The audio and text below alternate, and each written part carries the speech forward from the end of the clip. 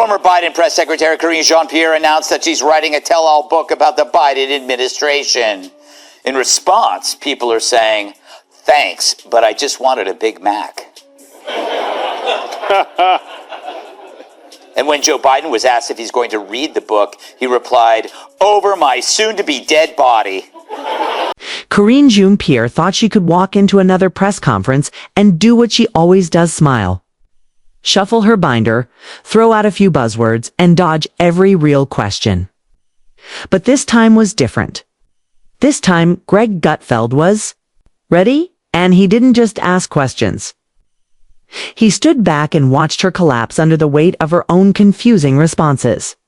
It wasn't a debate. It wasn't even a conversation. It was a slow-motion car crash of contradictions, half-truths, and empty phrases. Greg Gutfeld didn't need to raise his voice or deliver a fiery speech. All he needed was his usual sarcastic snore. As a scastic/st. Look, and Karine did the rest. She stumbled, spun in circles, and turned a basic press appearance into a one-woman disaster. She had just announced she was writing a tell-all book about her time in the Biden administration.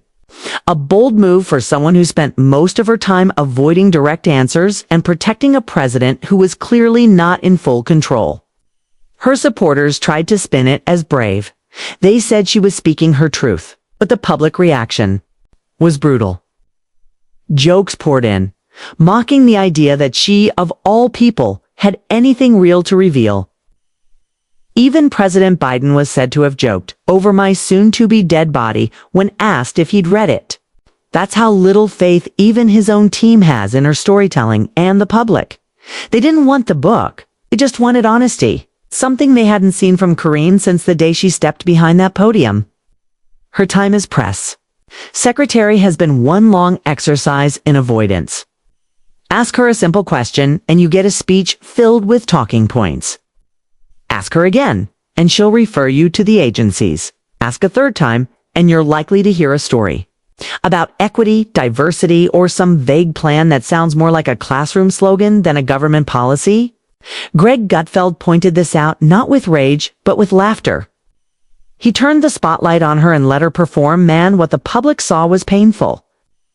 Every sentence felt like it had been run through 5 filters before it made it to her mouth. By the time she finished, nobody even remembered the question. And that's exactly how she liked it. But not this time. This time, Gutfeld stayed quiet and let the confusion speak for itself.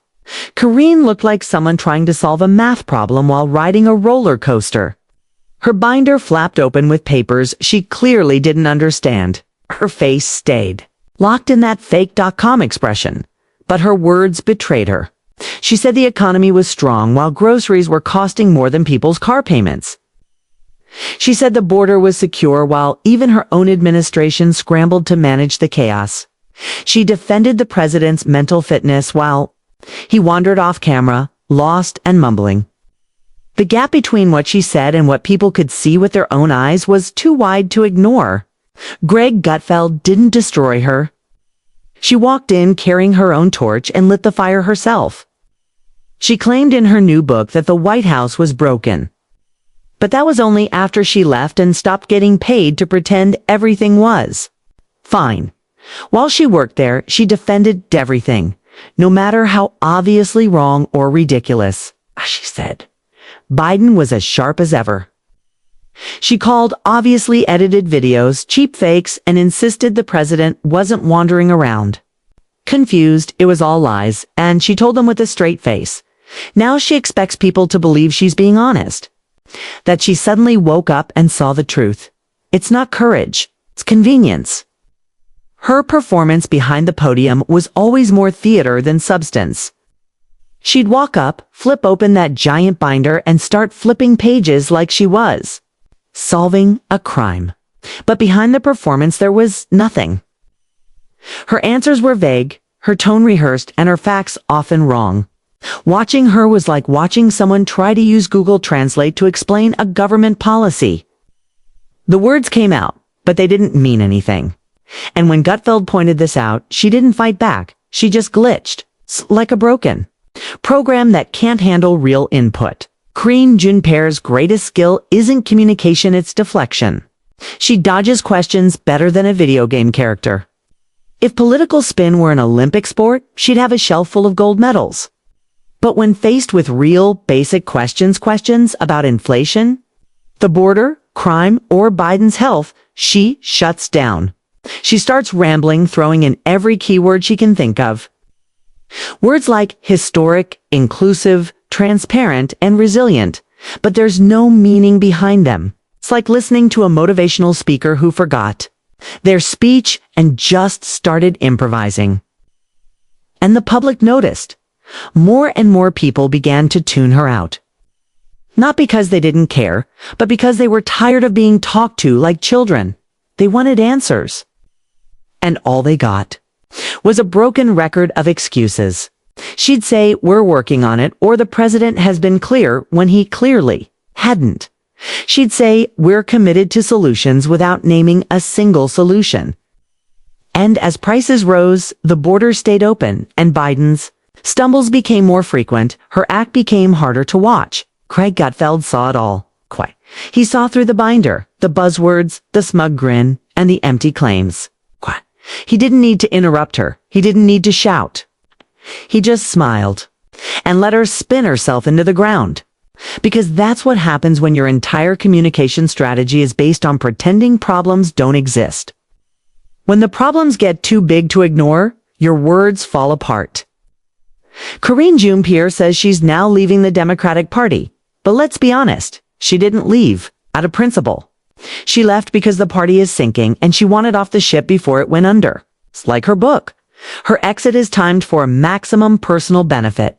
Not public service, not honesty, just optics. She's trying to rebrand herself as a truth teller after spending 2 years selling lies. And nobody's buying it. Even other Democrats are starting to admit what the public has known for a long time. Karine wasn't qualified. She wasn't prepared. She wasn't honest. And she didn't even seem to care. Reports now say she needed constant coddling, that she couldn't manage a team, that she didn't understand the material. And that's not coming from conservatives. That's coming from the same people who once praised her as historic. It turns out history doesn't make you competent. And checking every identity box doesn't make you good at your job. Karine tried to present herself as calm, composed, and in control. But she was none of those things. Every time she got challenged, she scrambled. Every time she got asked a tough question, she danced around it. And every time the truth got too close, she buried it under more words. She spoke like a computer reading from a script, but even the computer would crash trying to make sense of what she was saying. Greg Gutfeld didn't go after her with anger. He went after her with reality, and that's what made it so powerful. He held up a mirror, and in that mirror, we didn't see a leader. We saw a press secretary who had no answers, no plan, and no idea how to fix the mess she helped defend. We saw someone more concerned with sounding right than being right. More focused on image than substance. What she doesn't realize is that she made her own collapse happen. Not Greg, not Republicans, not even Biden. She did this to herself. Every time she stood behind that podium and told the public something they knew wasn't true, she lost a little more trust. Every time she dodged a question or blamed someone else, she dug herself deeper. And now with this book and this rebranding, she's trying to climb out of the hole she spent years digging. It won't work. Because people remember. They remember her saying the border was secure while thousands crossed it every day. They remember her saying inflation was under control while rent and food prices skyrocketed. They remember her laughing off concerns about Biden's health while videos showed him wandering, forgetting, freezing mid-sentence. And most of all, they remember her attitudes, mug, dismissive, and completely disconnected from reality. Now, she wants sympathy. She wants credit for finally admitting the obvious. But you don't get credit for telling the truth after you've spent years lying. You don't get applause for realizing the house is on fire after you've been the one pouring gasoline. Her book isn't a confession, it's a strategy. It's a way to cash in on the disaster she helped create. She wants to act like she's the victim. But the real victims are the people who had to live through the policies she defended. Karine Jean-Pierre didn't stumble into this. She trained for it. She practiced that serious tone, the hand gestures, the binder flip. She memorized just enough slogans to sound like she was answering questions. And she repeated them again and again until she believed it counted as communication. But it never was. It was all noise. She walked into every briefing with the same tools, confidence, misdirection, and buzzwords. And while it worked at first, eventually people started to notice that nothing she said matched what they were living. People lost jobs, groceries went up, gas hit record highs, cities became less safe, borders were overrun. The president struggled to finish sentences. And there she stood, every day telling the public everything was fine. She said the economy was strong. She said the border was secure. Said the president was sharp. Over and over. The lies didn't even get creative. They were the same lines recycled day after day, hoping the repetition would make them true. But the public wasn't. Blind, they were living through it. And watching Karine pretend otherwise made them lose faith not just in her, but in the entire administration. And what made it worse was the arrogance. She acted like questions were a nuisance. Like reporters were bothering her with facts. Like being held accountable was somehow unfair. She rarely gave real answers. She just looked annoyed that anyone dared to challenge her script. It wasn't just misleading, it was insulting. She didn't just lie. She lied with a smile, with confidence. With that forced, calm tone that made everything feel like a customer service call from a company that knows you're not getting your refund. Greg Gutfeld didn't bring fire. He brought cold, uncomfortable truth. He didn't have to yell. He didn't have to argue. He just let her talk. Because the more she talked, the more obvious it became that she wasn't equipped for the job. Her sentences didn't connect. Her points didn't land. Her facts weren't real. She delivered statements like someone reading off a teleprompter that's glitching mid-scroll. And when things got hard, she leaned on that binder as if flipping pages faster would somehow create an answer.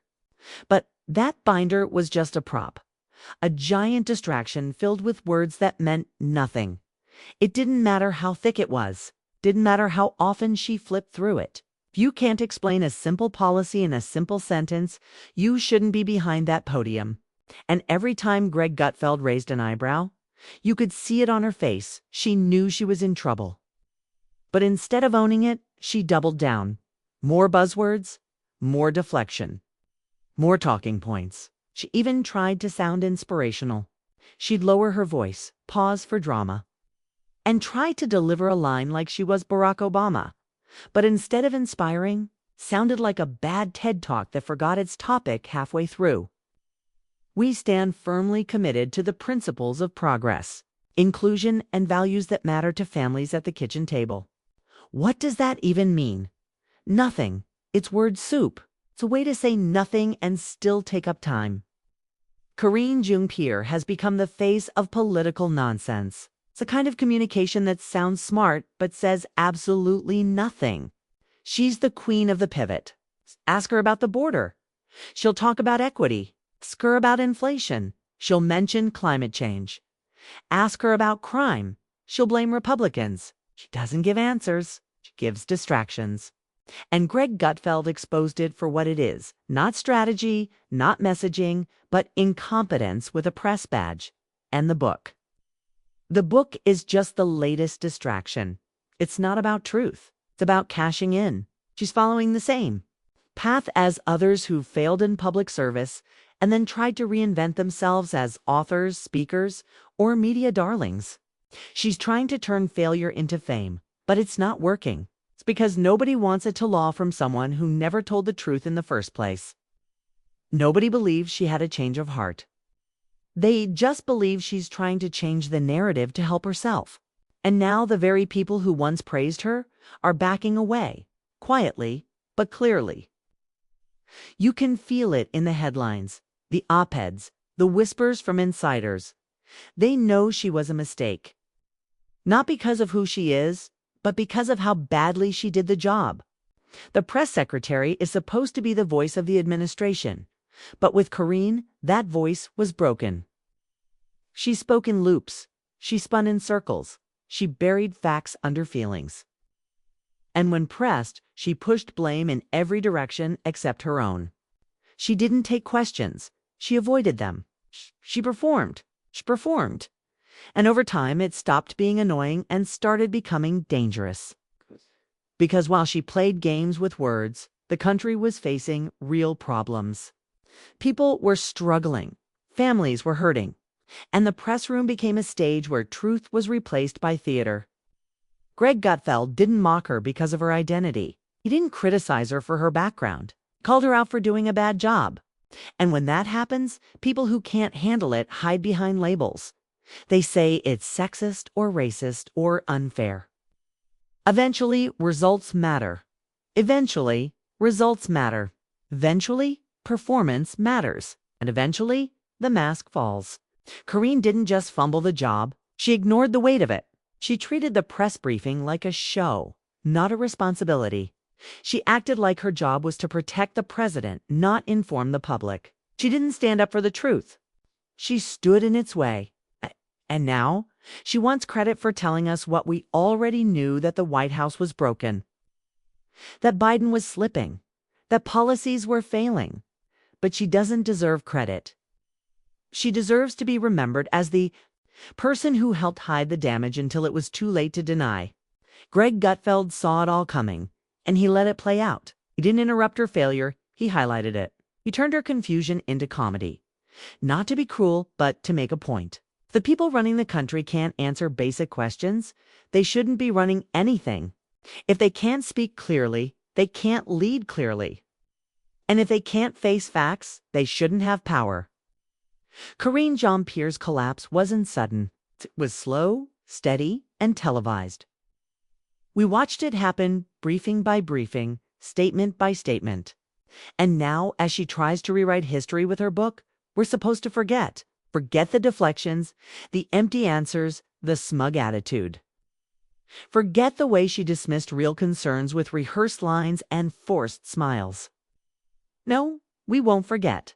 We watched her defend nonsense while pretending it was leadership. We watched her twist facts into fiction. We watched her act like confidence could cover up confusion. And now that she's trying to distance herself from the mess, she wants a round of applause. It doesn't work like that. Not in the real world. She says she's moved on, that she's seen the light, that the party left her. But the truth is, she's just trying to stay relevant. Trying to avoid being remembered as the worst press secretary in modern history. But history remembers. And history is written by the people who had to suffer through the policies she tried to sell.